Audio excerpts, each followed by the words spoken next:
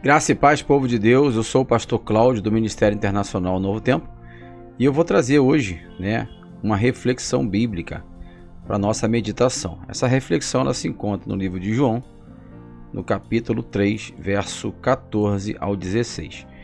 Aqui o texto bíblico diz o seguinte: E como Moisés levantou a serpente no deserto, assim importa que o Filho do Homem seja levantado, para que todo aquele que nele crê não pereça, mas tenha a vida eterna.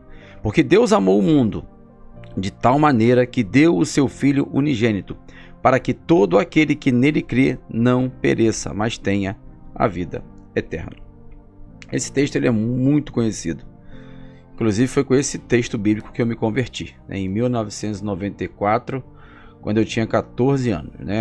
Eu entrei numa igreja quadrangular, do Evangelho Quadrangular, aqui no Rio de Janeiro, e eu tive a oportunidade de ouvir, pastor João Batista pregando essa mensagem. Olha o nome do homem, João Batista, nome bem sugestivo. E ele pregou com muita propriedade acerca desse tema. Hoje eu vou levantar ele de novo, eu vou trazer esse tema de novo para nossa reflexão. Começando aqui pelo versículo 14. E diz o seguinte: E como Moisés levantou a serpente no deserto, assim importa que o Filho do Homem seja levantado. Pastor, essa passagem da serpente no deserto eu nunca ouvi falar. Os israelitas, eles cometeram um duplo pecado. Pastor, duplo pecado? Eles cometeram um duplo pecado. Isso se encontra no livro de Números, tá? Se não me engano é Números 21. E eles pecaram duas vezes. Pecaram primeiro contra a liderança, contra Moisés, e também pecaram contra Deus. E esse pecado de murmuração, esse pecado de se levantar contra a liderança trouxe um resultado muito negativo para o povo: a ira de Deus. Deus envia serpentes no meio do arraial, e essas serpentes, diz a teologia, que elas picavam as pessoas, elas pegavam uma febre muito forte e em algumas horas elas morriam. O veneno daquela cobra, daquelas serpentes, ele tinha esse poder. Ele gerava uma febre muito forte, não tinha antídoto no meio do arraial, não tinha como o povo sobreviver aos ataques das serpentes, porque no meio do deserto, um monte de serpente, eu nem sei qual é o coletivo de serpente, mas um monte de serpente ali, no meio do povo, entrando nas tendas. O povo estava morrendo. E aí o povo mesmo teve o entendimento que aquilo era a ira de Deus. E o povo vai até Moisés e fala: olha, nós viemos aqui pedir perdão, pedir que você, Moisés, rogue por nós, porque pecamos contra Deus e contra ti. Então aqui, duplo pecado. E Moisés roga pelo povo. E ao rogar pelo povo, Deus manda que se faça a serpente de bronze. Ah, pastor, mas fazer uma serpente, isso não fica legal. Até para explicar, é difícil de explicar, tá? Eu sou professor de escola dominical há muitos anos e tem coisa que eu tenho muita dificuldade de responder. E essa daqui, eu não tenho uma palavra mágica, uma palavra assim, olha, é essa palavra. Não tenho. O que eu vou te explicar é o que eu entendo, tá? A serpente, ela simboliza a maior derrota do homem, o pecado. Veio através da serpente. Então, aquilo que veio para nos matar, Deus transformou em vida. Pastor, essa é a melhor explicação? Não sei te dizer. Não sei te dizer. Mas o que eu vejo quando eu leio esse texto é o Deus que muda a sentença. Existia uma sentença de morte contra nós, como diz lá em, se não me engano, Colossenses, capítulo 2, verso 14. Existia um escrito de dívida contra nós nas suas ordenanças, o qual nos era contrário, mas ele veio e rasgou a dívida, ele pagou a dívida, não tem mais dívida. Então aquilo que era para nos matar, ele transformou em vida. Então essa serpente que é levantada no deserto, ficava na ponta do cajado de Moisés. Moisés estava com o cajado na mão, o povo sofria o ataque da serpente, e qual era a recomendação? Olhem para o cajado, olhem para a ponta do cajado, porque aquilo que veio para te matar vai te trazer vida. E aqui, se você for ler o texto de João capítulo 3, verso 14, está fazendo menção àquela serpente. E como Moisés levantou a serpente no deserto, no cajado, e as pessoas olhavam para aquela serpente na ponta do cajado, e elas ficavam livres daquela enfermidade provocada pela serpente, que simboliza o pecado, o Filho do Homem, importa que o Filho do Homem seja levantado. Então o Filho do Homem vai ser levantado, aqui Jesus está falando, né, dele mesmo, importa que o Filho do Homem seja levantado, para que todo aquele que nele crê não pereça. Pastor, aqui no Antigo Testamento, lá em Moisés, eles olham para a serpente e ficam livres do veneno da serpente. Perfeito.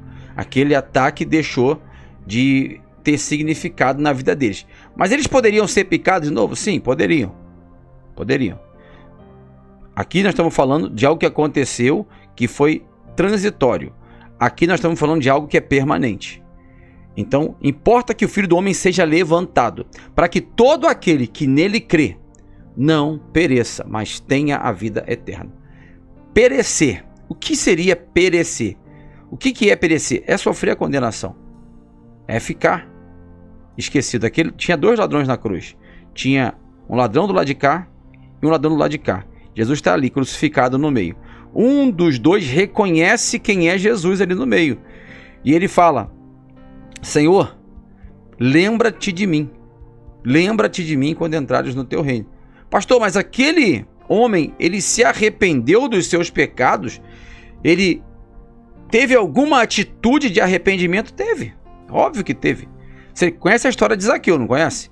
Então Jesus entra em Lucas capítulo 19, ele vê Zaqueu numa árvore, ele fala: Zaqueu, desce, porque hoje me convém pousar em tua casa. E aí tem um monte de crítica, um monte de gente falando que ele come com um publicano, com um fariseu, com pecadores, né?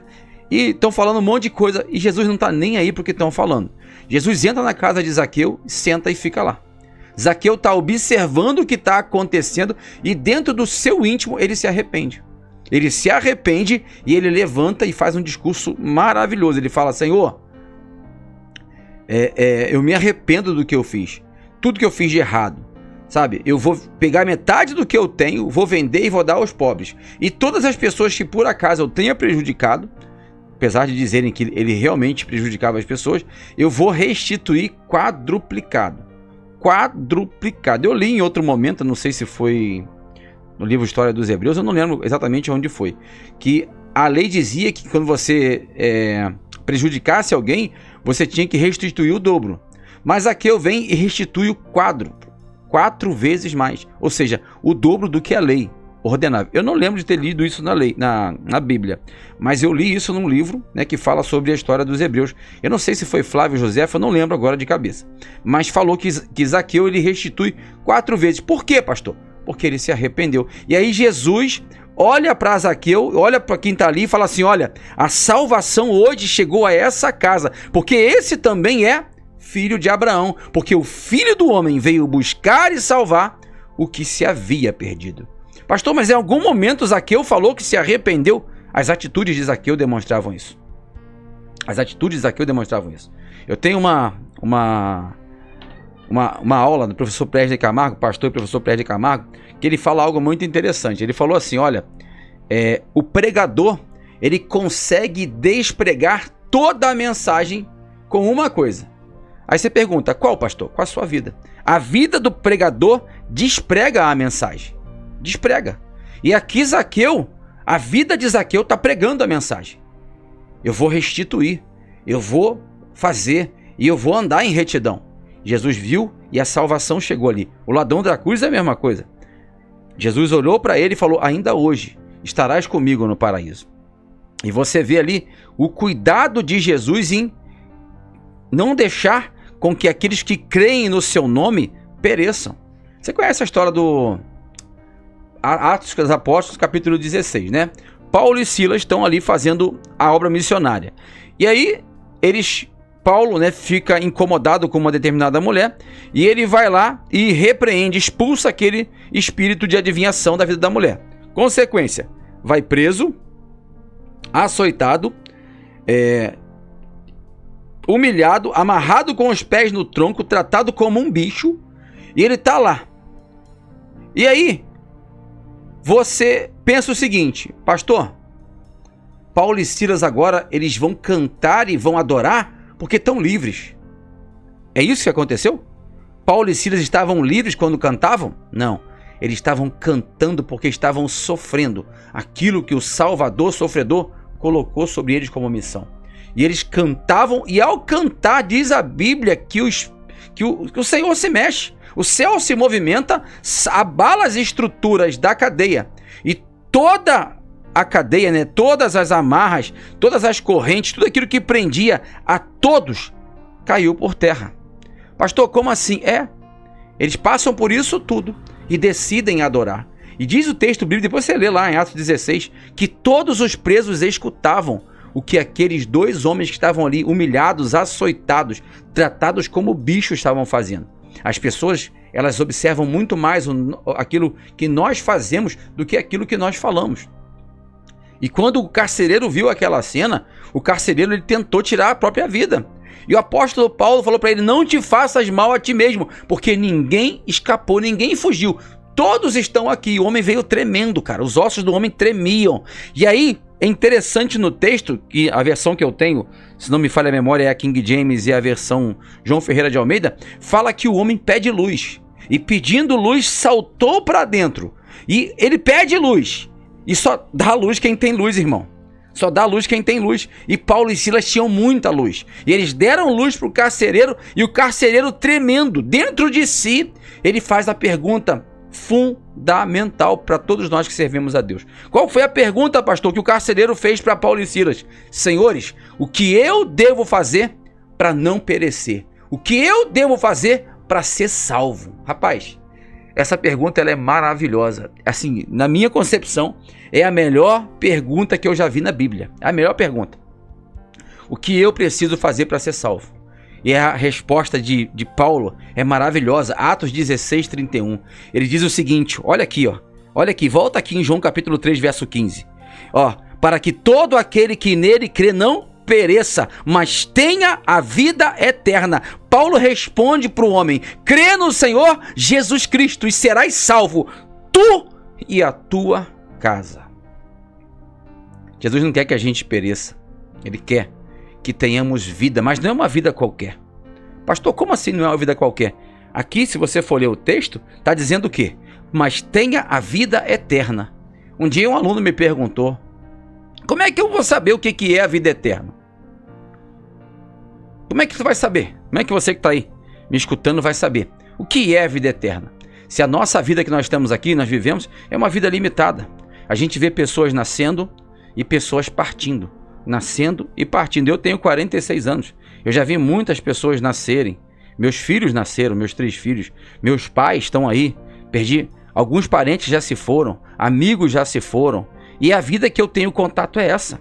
É essa vida natural que está aqui, ó. Que a gente tem contato de nascimento, de fase, de amadurecimento e de morte. É o que a gente tem. Eu não tenho contato com nada além disso. Então como é que eu vou explicar para um aluno o que é a vida eterna? E aí eu falei, cara, só tem um jeito de responder. A própria Bíblia. A Bíblia responde a Bíblia. E aí eu, passando pelos textos bíblicos, eu fui lá em João 17. Jesus está orando. E ele diz, ó, e a vida eterna é essa. E aí, olha a resposta que ele deu para Nicodemos aqui no diálogo, né? E a resposta que Paulo deu para o carcereiro. E a vida eterna é essa, que creiam em ti como o único e verdadeiro Deus e em Jesus Cristo a quem tu enviaste. E a vida eterna é essa. É acreditar em Deus, é acreditar no Filho dele e viver de acordo com a sua vontade, o seu querer, na qualidade de servo, na qualidade de filho. Então, é isso que é a vida eterna. Eu não consigo explicar a vida eterna de outra forma. Ah, pastor, mas me falaram isso, me falaram aquilo outro, coloriram para mim. Lê a Bíblia. Lê a Bíblia, ó. Eu tô com o livro aqui aberto, ó. João capítulo 4. Tô lendo aqui. João 3 e João 4. João 4 fala da mulher de Samaria. Eu não vou entrar nisso agora. Eu tô lendo João 3. E esse que eu falei para vocês está em João 17. Se você quiser ler depois aí, ó. Tá aqui, ó. João 17 Deixa eu só achar o versículo aqui, para você poder se situar aí, quando Jesus vai falar o que é a vida eterna. Ó. João 17, verso 3. Olha só o que diz a Bíblia. E a vida eterna é esta, que conheçam a ti só, por único Deus verdadeiro, e a Jesus Cristo a quem enviaste. Está aqui. João 17, verso 3. A Bíblia explica a Bíblia. Perfeito, pastor. Eu já vi aqui o versículo 14, que fala da serpente. Eu já entendi, né, o porquê da serpente. Agora eu li também o 15 e já entendi esse não perecer, né? E o ter a vida eterna. O telefone vai tocar na hora da ministração. Jesus é bom. O ter a vida eterna. E agora eu vou fechar. Vou fechar com o quê? Lembra lá de Paulo? Paulo falou o seguinte. 1 Coríntios capítulo 13. Ele fala dos 3 elementos fundamentais na vida do crente. Pastor, quais são os 3 elementos fundamentais na vida do crente? A fé, completa aí, a esperança e o amor. Mas qual é o maior de todos eles? A Bíblia própria diz, a própria Bíblia responde. O maior desses é o amor. Em algumas versões fala caridade, mas é a mesma coisa. É amor. Aqui, ó. 1 Coríntios capítulo 13, verso 13. Agora, pois, permanecem a fé, a esperança e o amor. Estes 3. Mas o maior destes é o amor. Então, falar do amor, não tem como falar do amor e não falar de Jesus Cristo. Não tem como falar do amor e não falar do que Deus fez pelo homem. Não tem como. É inconcebível eu falar do amor e não falar de Cristo. É inconcebível.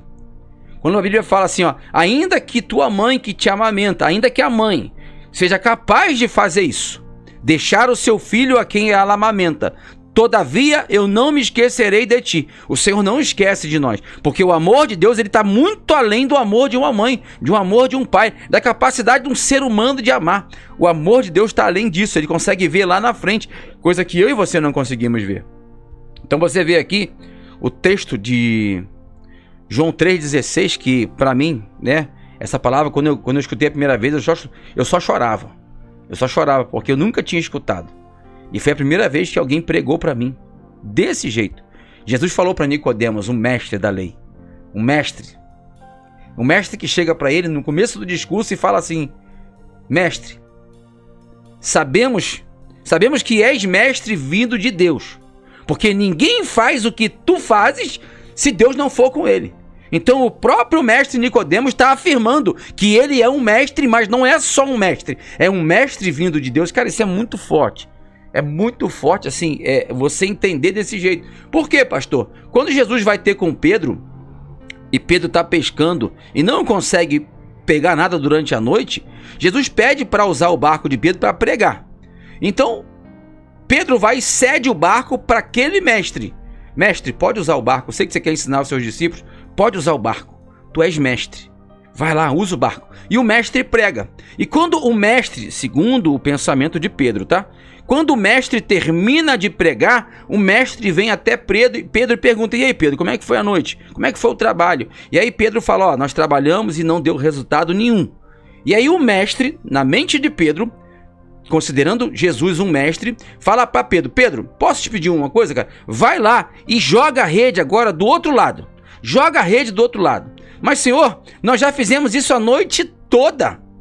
Mas por causa da tua palavra nós vamos fazer. E diz a Bíblia, cara, que é um fenômeno. O texto chama de pesca maravilhosa. Pesca fenomenal. O que aconteceu ali foi fenomenal. Pedro joga a rede e parece assim que tá jogando a rede e o peixe tá pulando na rede. E Pedro fica tão maravilhado que ele fica assim, meu Deus, o que está acontecendo? Ele não consegue entender o que está acontecendo, ele fica assim, apavorado. A palavra é essa, Pedro ficou apavorado. E ele está dentro do barco olhando para a margem, e naquela margem não tem um mestre, naquela margem tem o Senhor, o Deus Todo-Poderoso, Criador do céu e da terra, que o próprio Pedro chama de Cristo, o ungido. E quando ele volta da margem, ele não consegue sequer olhar para Jesus, porque ele diz, afasta-te de mim, que sou um homem pecador, eu não sou digno de estar no mesmo lugar que o Senhor. E Pedro se lança no chão ali. E aquele que antes era mestre, que era um bom professor, agora se torna Senhor. E assim que tem que ser na minha e na tua vida. A gente tem que reconhecer o senhorio de Cristo como Pedro reconheceu. Pedro reconheceu que Cristo era Senhor. Paulo reconheceu que Cristo era Senhor. Os apóstolos que deram a sua vida reconheceram que Cristo era Senhor. Porque Ele nos amou primeiro e se entregou por nós quando éramos ainda pecadores. E hoje o Espírito Santo ainda nos dá chance, como me deu quando eu tinha 14 anos. Chance de quê, pastor? De se arrepender. Chance de buscar a face dele. Chance de conhecer quem é o Senhor e entregar a vida para Ele. Porque assim como Ele mudou a vida de Pedro, mudou a vida dos apóstolos, mudou a vida de Paulo, mudou a vida de todos aqueles que foram servi-lo e segui-lo, Ele vai mudar também a minha e a tua história. Então, essa é a palavra que eu queria deixar para você hoje, tá? Entrega o teu caminho ao Senhor, eu vou fechar. Salmo 37, verso 4 e 5. Diz assim a palavra de Deus: deleita-te no Senhor e Ele concederá o que deseja o teu coração. Entrega o teu caminho ao Senhor, confia nele e Ele tudo fará. Que Deus possa abençoar a tua vida, em nome de Jesus. Depois eu trago mais uma mensagem, assim que eu conseguir um tempo para respirar, eu faço mais uma gravação aqui e coloco no ar, tá bom? Deus abençoe vocês. Curte aí com a gente aí, compartilha, né? Faz a inscrição no canal para ajudar. Que Deus possa abençoar a vida de vocês em nome de Jesus.